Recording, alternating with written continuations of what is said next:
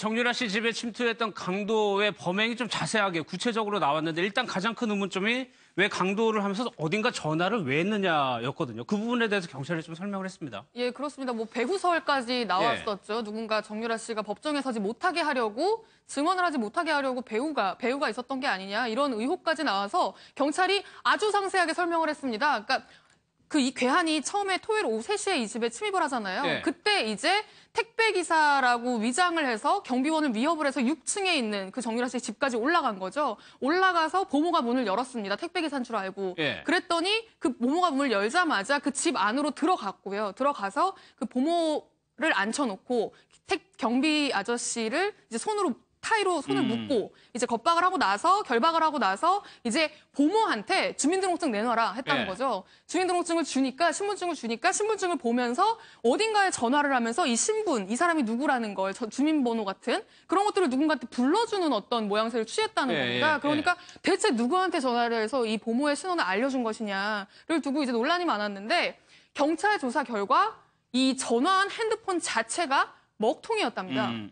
배터리 자체가 없는 핸드폰이었다는 거예요. 예. 그러니까 자기 얘기로는 누군가한테 전화를 하려고 한 게 아니라 나도 일종의 배우가 있다. 예. 내 뒤에 어마어마한 세력이 있다. 그러니까 내가 이번에 와서 뭔가를 훔쳐간다고 해도 너희가 나를 신고한다면 내 뒤에 있는 세력이 가만히 있지 않을 것이다. 그리고 작게는 보모에게 어떤 경고를 한 거죠. 내가 너의 이름과 주민번호까지 알고 있으니 네가 그렇죠. 만약에 나를 신고한다면 어떤 해를 입을 수 있다라는 어떤 경고를 한 차원이라고 이제 보여진다라는 얘기고요. 그러고 나서 이제 이 괴한이 한 일이 정유라 어딨어? 라고 물어본 겁니다. 그랬더니 이제 보모가 정유라 없다라고 했는데 위층에서 인기척이 들리는 거예요. 사람이 있는 것 같은. 그러니까 이 괴한이 이 사람들을 결박해놓고 위층으로 올라갑니다. 올라갔는데 이 6층에서 7층으로 올라가면 7층에 문이 또 있대요. 근데 문을 열었는데 문이 잠겨 있는 거예요. 그래서 문을 막 발로 찼어요. 나오라고. 정유라 나오라고 문을 발로 찼는데 그러고 있는 순간에 갑자기 뒤에서 누군가가 덮칩니다. 그러니까 정유라가 있는 7층으로는 들어가지도 못한 거예요. 정유라는 안에 있고 바깥에서 누가 덮쳤는데 그게 이제 이번에 피해를 입은 마필 관리사였던 거고요. 그 마필 관리사랑 그 순간에 그 덮친 상태에서 몸싸움이 굉장히 심하게 일어났던 걸로 확인이 됐고 그러는 과정에서 본의 아니게 이 피해자의 진술은 자기는 찌를 의도가 전혀 없었다.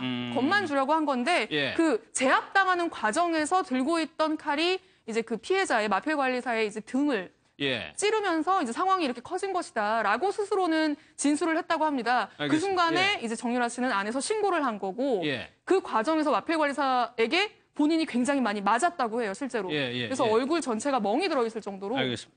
그러니까 이런 쇼잉을 한 이유가 그러니까 언론에서 최순실 씨 뒤에 누군가가 많다, 측근이라는 사람들이 많이 있다고 하니까 거기에 약간 겁을 먹은 거에 대해서 아이디어를 낸 거네, 이 사람이. 그렇죠. 본인 나름으로 이제 머리를 좀 쓴 거죠. 머리를 써서 내 뒤에도 뭔가 좀 당신들이 모르는 어떤 배후 지원 세력이 있다라는 그런 느낌도 주고 또 당사자로서는 자신의 그 신원 자체가 주소라든지 이름이 어딘가로 불려지면 두렵죠. 두렵고 만약에 무슨 내가 신고를 하거나 어떻게 되면 내가 보복을 당할 수도 있겠구나라는 그런 생각을 갖기 때문에 이 경비원과 이 보모 두 명의 어떤 신원 자체를 불렀다고 하거든요. 그럼 두 사람 다 일단은 만약에 신고를 하기가 굉장히 두려운 거죠. 그러니까 그 두 가지 효과를 동시에 이 범인은 좀 노렸던 것이 아닌가 보여집니다. 그래서 경찰에서는 정치적인 목적이나 배후는 없다라고 이제 선을 긋고 있습니다. 그런데 빌딩 관계자의 얘기를 들어보면은 이 범행이 제법 치밀하게 좀 계획이 된 것 같다는 생각도 드는데 얘기를 한번 좀 들어보겠습니다. 혹시 뭐 평소에 그러면은 정유라랑 같이 사는 남자랑 왔다 갔다 하는 것도 있어요? 아니요, 못 봤어요. 얼굴은 한 이틀에 한 번, 3일에 한 번씩 보는데 오늘 이런 건 처음이에요. 남자도 얼굴 이틀에 한 번, 3일에 한 번씩? 그건 아니에요. 아예 보지도 못했어요. 제 지인이라고 하는데 아예 모르는 사람이고. 그리고 정말 놀라운 건 제가 알기로는 정유라 씨가 지금 나가서 한 거의 일주일 만에 지금 왔어요. 근데 그걸 알고 있다는 거죠. 불 켜진 걸 못 볼 수밖에 없어요. 저기 지금 불 들어왔잖아요. 저 다 커튼 쳐요. 김성수 변호사님, 저기 관리자가 얘기하는 건 어떻게 정유라가 별로 없는데 집에 예, 맞습니다. 어떻게 알고 들어갔을까? 그만큼 지켜봤다는 거 아니겠습니까? 예, 아무래도 그 예전부터 계속 계획 범죄 얘기가 나왔지 않습니까? 예. 뭐 일주일 전부터 그 서성 있는 CCTV가 잡힌다든지 이런 내용이 있었는데요. 아무래도 정유라 씨가 들어오는 것을 뭐 다른 방법으로 확인을 한 다음에 정유라 씨가 있는 것을 알고 올라간 것이 아닌가 하는 추측이 가능한 부분입니다. 뭐 커튼이 아니라고 하더라도 실제로 들어간 거 뭐 차량이 들어간다든지 그럴 수도 있죠. 아니면 뭐 이렇게 밖에서 계속 지켜보고 있다가 올라간 것이 아닌가 하는 의심이 드는 부분이고 그리고 낮에 3시에 들어간 거지 않습니까? 예. 일반적인 강도 시간대가 아니거든요. 그것 자체도 정유라 씨가 워낙 집에 들어오지 않다 보니까 들어오는 것을 확인하고 급하게 올라가다 보니까 그 시간에 들어갔을 수 있다는 그런 추측이 있습니다. 그렇죠. 일요일 오후 3시에 왜 들어갔냐에 대한 의문도 조금 풀리는 것 예, 같습니다. 맞습니다. 정유라 씨가 이 마피 관리라는 사람은 아주 극진히 좀 보호하고 있는 것 같은데 일단 영상을 좀 보고요. 얘기를 이어가겠습니다. 아니 면회 된다 그래서 왔는데 이건이 안 돼. 제가 사고를 찢었잖아요. 보호자랑 얘기라고 스톱이 안 해요. 하는 게 아니고 이거 그냥 하고 있는 거. 아니 불쾌해요. 가해자가 범행을 저지른 이유가 뭐라고 생각하십니까? 저 저한테 물어보시니까 생각을 따라하는 거 안녕하십니까. 장시간 고생 많으셨습니다. 혹시 정유라 씨 삼성 지원 의뢰 전혀 모르고 계신데 그럼 지원금 같은 거 내역 같은 게 들어왔을 텐데 그 팀장, 본인 팀장으로 받으신 거예요? 그럼 지금 집에 같이 있는 거는 누구들이에요? 같이 뭐 남자 저희 일하시던 분들이고요. 마필관리사 쪽으로 오셨던 분인데 여기 같이 있으면서 이거죠. 저는 저 정유라 씨 인터뷰를 보고 좀 특이한 점은 엄마 얘기나 아빠 얘기할 때는 굉장히 차분하게 얘기하는데 저 때는 조금 흥분 상태거든요. 정유라 씨. 예, 실제로 병원에 실려갔을 때 일단 응급실로 실려갔고 바로 수술을 받았는데 예. 응급실에서 굉장히 오열을 했다고 합니다. 오열도 굉장히 하고. 예, 굉장히 많이 굉장히 이 감정을 참지 못하는 모습이었고 지금 이제 취재진하고 인터뷰하는 모습도 사실 취재진을 너무 여러 번 겪었잖아요. 그래서 어떻게 보면 굉장히 냉정하고 차분하게 대응을 하는 것 같지만 목소리의 끝은 굉장히 떨리고 있거든요. 그러니까 어떻게 해서든지 저 취재진을 만날 거라는 걸 알면서도 그럼에도 그렇죠. 불구하고 예. 연애를 가서 또 이제 듣기 싫은 질문도 듣고 카메라에 노출이 되고 이런 과정들을 다 감수하고서라도 이제 면회를 가야겠다라는 의지를 많이 보여준 거라고 보여지고요. 그래서 실제로 면회도 지금 거의 매일 하고 있다고 합니다. 첫날은 취재진들이 워낙에 많으니까 수술복을 입고 몰래 들어가는 어떤 그런 모습들도 연출이 수술복을 입고 몰래 들어갔다고요? 예, 그렇습니다. 그 정도로 얼굴을 봐야 되겠다는 거 아니에요? 예, 그러면? 그렇습니다. 그러니까는 아마 자기 때문에 다쳤기 때문에 어떤 미안함도 굉장히 컸을 것이고 예. 지금 뭐 같이 있었던 어떤 시간들이 뭐 짧지 않잖아요. 독일에서부터 같이 함께 했기 때문에 그런 과정에서 어떤 뭐 친분도 작용을 했을 거고요. 미안함이 예. 굉장히 컸겠죠. 그런데 정유라 씨가 그 엄마하고 아버지의 일에 대해서는 글쎄요. 또 나는 전혀 상관이 없다는 점 아주 차분하고 선을 명확히 그어왔었는데 이번에는 약간 좀 다른 것 같다는 생각이 들거든요. 그러니까 아무래도 지금 정유라 씨로서는 자신이 어떤 믿을 수 있는 존재가 자신의 아들이 아직 이제 어리지 않습니까? 그리고 자신을 보호해줄 저 마필 관리사. 이 이제 두 사람이 가까이 있었던 거죠. 근데 자신이 보호해야 될 대상은 자신의 아들인 거고 자기를 보호해줄 사람은 마필 관리사였던 거죠. 예. 이미 뭐 2014년 그 인천 아시안 게임 때부터 인연을 맺어가지고 지난번에 독일, 뭐 덴마크 이렇게 계속 도피 생활을 할 때 그때도 저 마필 관리사가 단순히 그냥 마필 관리사가 아니고 마을도 관리하면서 사실상 정유라 씨의 경호원 역할을 계속 했다고 그래요. 해왔던 거 아닙니까? 예. 그리고 나서 또 귀국한 이후에도 계속해서 뭐 주말 이렇게 해서 만났던 걸로 알려져 있고 그러니까 뭐 정유라 씨와 저 마필 관리사의 어떤 관계가 정확히 어떤 관계인지는 모르겠지만은 굉장히 남다른 관계인 것은 좀 분명해 보입니다. 그런 상황에서 또 누군가 침입을 했고 예. 자신이 위해를 입을 만한 상황에서 이 마필 관리사가 있었기 때문에 자신이 어쨌건 그렇죠. 보호를 받은 거 아닙니까? 예. 그리고 마필 관리사는 자기 때문에 이 칼에 또 찔렸고 병원에 예. 입원했고 그러다 보니까 아무래도 굉장히 좀 감정이 남다를 수밖에 없는 뭐 그런 것이 아닌가 싶습니다. 그래가지고 뭐 정유라 씨가 상경하고 뭐 그런 기사들도 있었는데 선배님 결국에는 정유라 씨한테는 이 정도겠네요. 가족 부모님도 아니고. 사실은 정유라 씨 입장에서 보면 어떻게 보면 생명의 은인이 지금 마필관리사이시고요. 사실은 그 최순실 씨 일가에 일 도와주던 사람들 굉장히 많았습니다. 직원들도 굉장히 많았고요. 근데 하나둘 불리한 얘기를 한다거나 곁을 떠나고 문제가 발생하고 이랬는데 이 마필관리사가 마지막까지 같이 하고 있는 걸로 봐서는 정유라 씨 기준에선 굉장히 신뢰할 만한 우리 집안을 굉장히 도와주는 나이는 어리지만 믿고 의지할 수 있는 사람 그 정도로 이제 좀 관계가 어떻게 보면 친숙하다라는 생각이 들고요. 특히 그날 그 범죄 현장에는 아이가 있었잖아요. 물론 그렇죠. 다른 층에 있었고 어떤 위해도 가하지 않았지만 정유라 씨는 정말 이 사람 없었으면 어떻게 됐을까.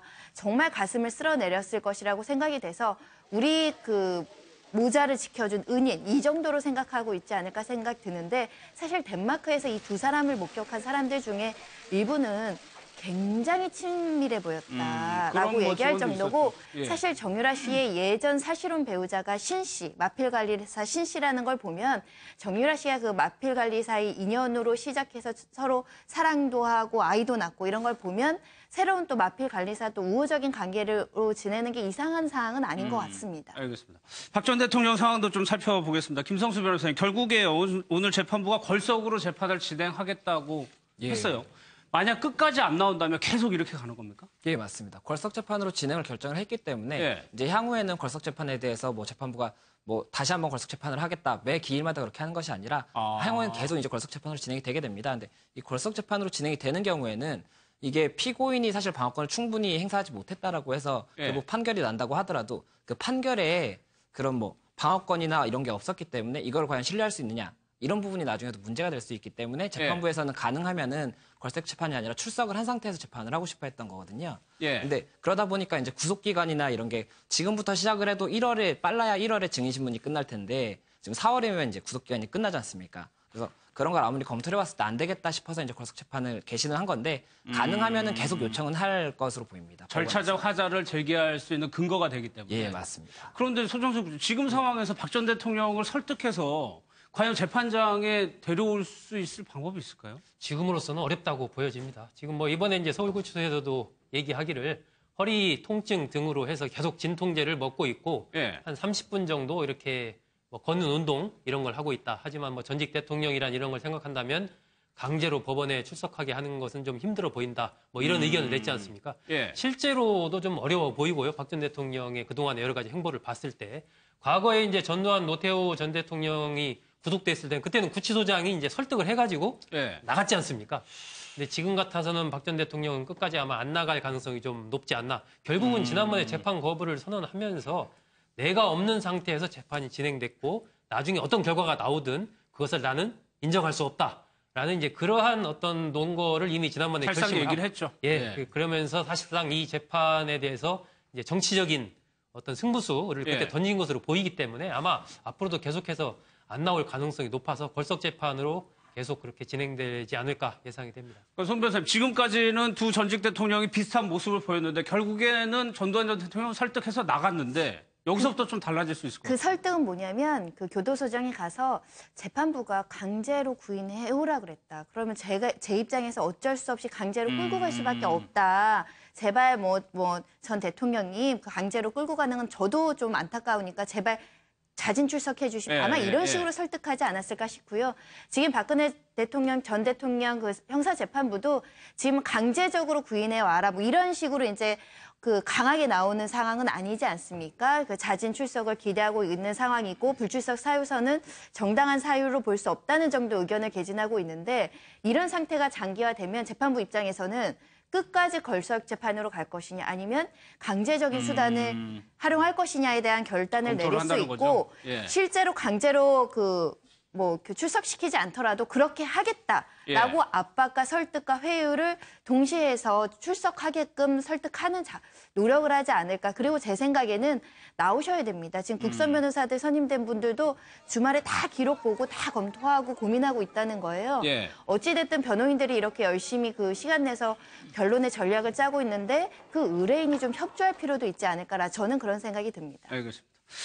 검찰 관련 기사 하나만 살펴보겠습니다. 검찰이요, 불법 사찰 의혹을 받고 있는 우병우 전 민정수석을 내일 소환하기로 했습니다. 강영호 기자의 리포트입니다. 검찰이 내일 우병우 전 민정수석을 피의자 신분으로 소환 조사합니다. 우 전 수석은 과거 각종 불법 사찰에 깊숙이 관여했다는 정황으로 최근 재차 검찰 수사 선상에 올랐습니다. 검찰은 우 전 수석이 추명호 전 국정원장에게 이석수 전 특별감찰관에 대한 뒷조사를 지시했으며 결과를 비선을 통해 전달받은 것으로 보고 있습니다. 특히 비선 보고 의혹이 제기된 후 국정원 파견 경험이 있는 검찰 간부가 우 전 수석, 추 정 원장 등과 수차례 통화한 것으로 알려져 말맞추기 의심을 사고 있습니다. 한편 어제 재판에 나온 이 전 감찰관은 지난해 7월 감찰 당시의 상황을 구체적으로 진술했습니다. 우 전 수석 아들의 꽃보증 논란으로 가족들에 대한 감찰에 착수하자 민정수석실에서 노골적으로 불만을 표출했다는 겁니다. 이 전 감찰관은 우 전 수석이 전화를 걸어 다음 주만 되면 조용해지는데 선배가 나한테 이럴 수 있느냐며 섭섭함을 토로했다고 말했습니다. 이어 감찰관실에 업조한 경찰이 질책을 받은 것으로 들었다며 민정수석실 측 이의 제기에 감찰관실 직원들이 위축된 점이 있었다고 밝혔습니다. 이 전 감찰관은 우 전 수석의 아들이 공무 2달 만에 운전병에 차출된 점을 들어 명백한 특혜라고 감찰 결과를 확인했습니다. 우 전 수석 측은 이 전 감찰관과 친분이 있기 때문에 압박으로 보기 어렵다며 감찰관실이 우 전 수석 처지의 집까지 수색하는 등 무리하게 감찰했다고 반박했습니다. MBN 뉴스 강영호입니다.